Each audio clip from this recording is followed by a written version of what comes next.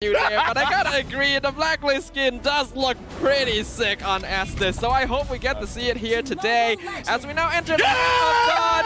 Yes, it is! And you can hear the crowd go wild! Also, LaFell returned to his primal instincts, but I can't blame him. This is probably one of the nicest skins that has come out recently. I should have given a warning for everyone wearing your headset, your headphones. I am so sorry, but again, you guys can't blame me. Rival is gonna use the Thamus in the jungle, and yeah, so far looks like I was looking for if he was gonna use the Veteran Hunter, but nah, he's still focusing on the main objectives, which is the Turtle Lord as well as the turrets.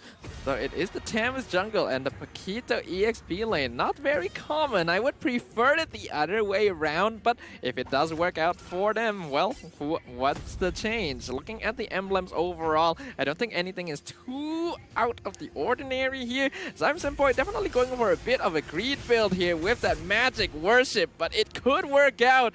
Moon nearly dying from the burn, has to use the regeneration just to keep himself alive. All right, look at that. Rival is getting chain CC'd and looks like he will. Yep, he still dies. First blood goes over to Sasa's move. Doesn't want it to end. He's focusing on to Chiku, guys. He's going to get focused down. And it looks like another kill is going over to Team SMG and is going over to Senpoi.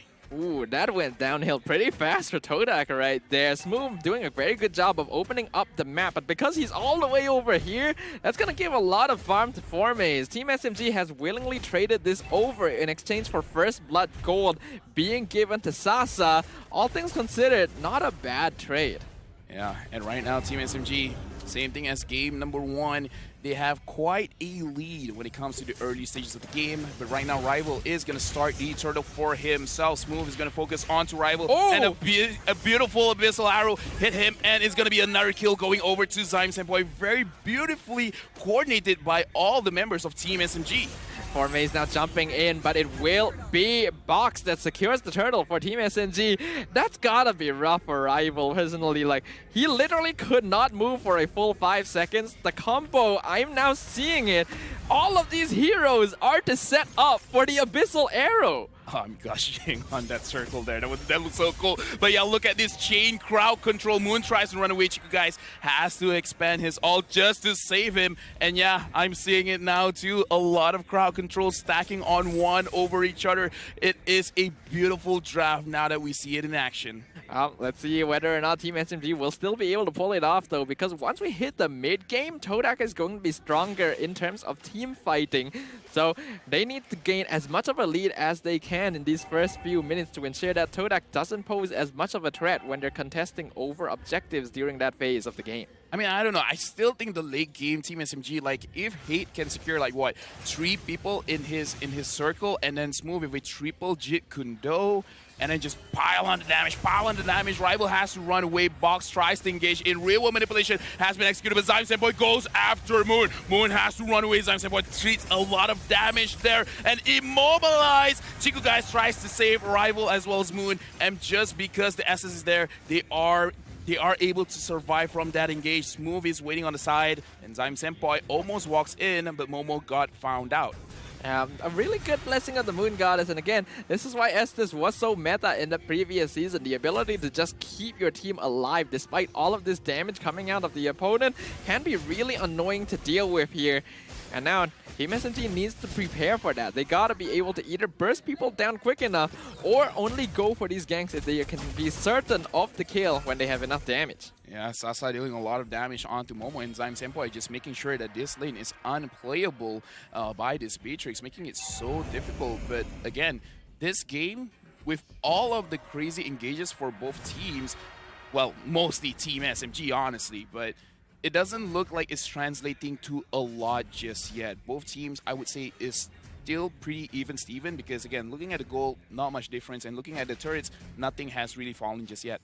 TODAK will be very comfortable playing a bit passive for these next couple of minutes until they start hitting their first and second items. Then they will be strong enough to take the fight to Team SMG. At that point, the land will kind of shift a little bit, and Team SMG are the ones that will need to play defensively. You can see TODAK willingly giving the turtle away because they know they just gotta wait for a while before they start fighting. Smooth goes in. He's taking quite a lot of damage, and the damage from Hate is still not enough. So Moon still is in an okay spot, but looking at the lineup now, it's not going to be an easy game for Smooth. Box goes over to Momo, and forgive me, I was talking about Moon, because look at all this crowd control. They can aim Moon. It's going to be very difficult for him to really focus on his real-world manipulation. Yeah, I was a little bit worried about him picking up the Eve at that point because it is so easy to counteract that real-world manipulation. Sempoint now could be in danger, but the Void Crystal makes it... Oh my goodness, the snipe nearly taking out Sempoint in one shot. But Sempoint, he pushes out the Abyssal arrows so effortlessly, and he always hits his target. It doesn't really matter how they're positioned, they're always going to get hit. Momo already finished up his Blade of Despair, so it's going to hurt just a little bit more. And in terms of Hate, he has completed his Clock of Destiny, which is good and all, but Xavier is one of those heroes that needs to scale up. Once he has a Enchanted Talisman, then he can be a little bit more of a threat. Now, Hate is going for the slightly more greedy build by going first item Clock of Destiny here. There are a lot of people that will go Enchanted Talisman first, followed by Clock of Destiny, just to make sure that he can contribute in fighting in the early game. But Hate is aware that all he really needs to do is drop down the Mystic Field, and that's enough of his contribution to the fight. So he can wait a little bit longer and go for the maximum damage possible on this Xavier. 300 gold advantage Sasa has over Momo is not as much as I thought, especially because he has the Avarice and he has been winning the lane. So all things considered, Momo is doing quite well in his own lane. And right now, Team SMG, they have a lot of engaged tools. Team TODAK, they're grouping up together. Will this be a mistake? It looks like an engagement going on to Chiku.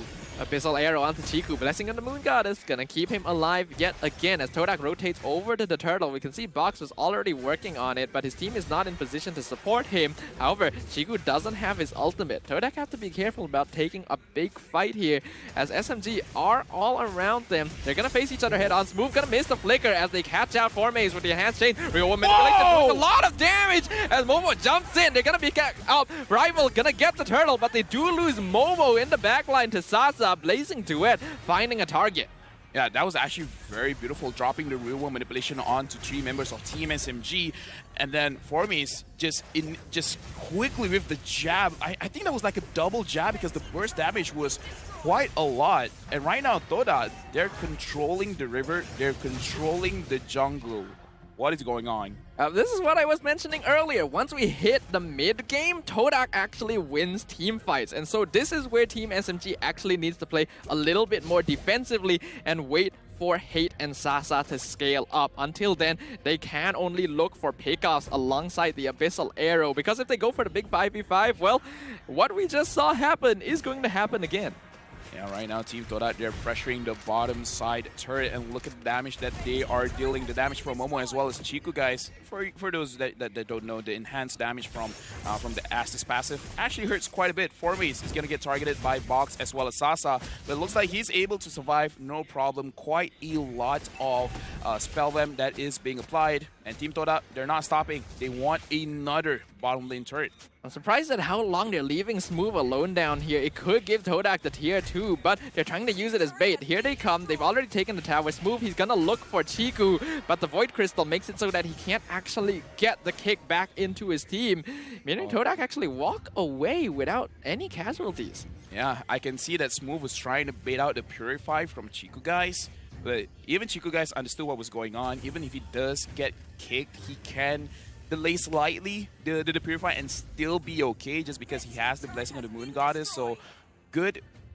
patience from Chiku as well as good patience from Smooth, but this does make it quite difficult where Smooth wants to kick someone, Chiku being a very easy target, but just because of that Purify, Smooth has to think, he has to make a lot of calculations in his head, like, is it worth it? Is it not? And then most often than not, it's like, it's not, so he won't go for the fight. That is the style of play that we expect from Team SMG. TODAK dropping the Lord real low. Team SMG a bit too late to respawn. They've already taken it.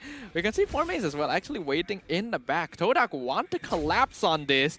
They see Sasa taking the orange buff. Smooth will scout it out for the rest of the team. Knockout Strike pushing him back. Flicker forced to be used for him to escape. Real Manipulation actually going to be cancelled quite early there because they know they can't catch them. But Rival does pick up the orange buff.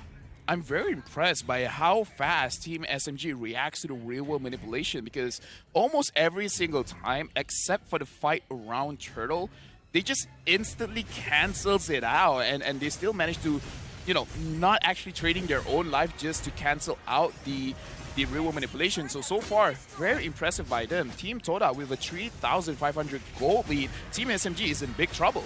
Ooh, the kick onto Rival into the tower, but he's still alive thanks to his ultimate. And the blessing on the Moon Goddess. Momo gonna find Fox. Smooth dropping real low as well. Chiku keeping the entire team topped up. This has to be annoying. Abyssal Arrow finding Chiku in the backline as well as the Dawning Light, but not enough damage scaling yet. They do finally find Formaze though, and now Smooth jumps in. They pick up Chiku. No more healing from S10. They find Smooth, but that is 4 people down to the Blazing Duet. TODAK went too far. That was almost a wow!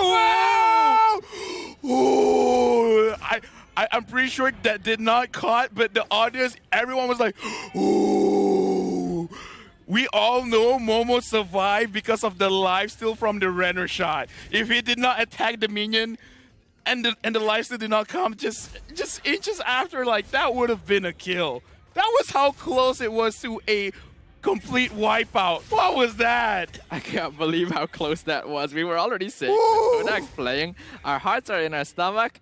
They are making that real right now. If we look at the items so far, we're actually only 11 minutes in. It feels like it's been a much longer game, but the cores only have about 3 items each. Momo has gone for more damage items. Sasa actually picking up a Wind of Nature as his third because he knows that he needs to stay alive to dish out damage in these fights. Hey, call me a biased caster. I want SMG to win. I want more games. And right now, Team TODAK, they're pressuring in the orange buff area of Team SMG. And right now, Zyme Senpai, how did he manage to catch Chiku, guys? Zyme Senpai thinks Rival is still waiting in the bush. And right now, for the side of Team SMG, it looks like they're starting to scale in terms of damage, but it wasn't a situation that even they expected. So right now the damage is there, but how do they really start a team fight? They have a lot of ways to engage, but they kind of have to wait for TODAK to make a mistakes themselves.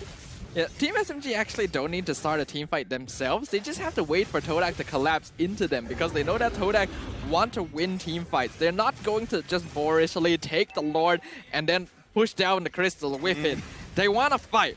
And so Team SMG can wait for them to walk into them and hopefully catch them out with the crowd control they have. Look at but now the Lord is being contested. Look at Formaze. Look at Formaze. Formaze is in the bottom lane. Team SMG, they gotta go back. Formaze, they're just forcing it out. It's like, do you want to protect this or you want to protect that? And Momo, God the Lord, why is TODAK playing so...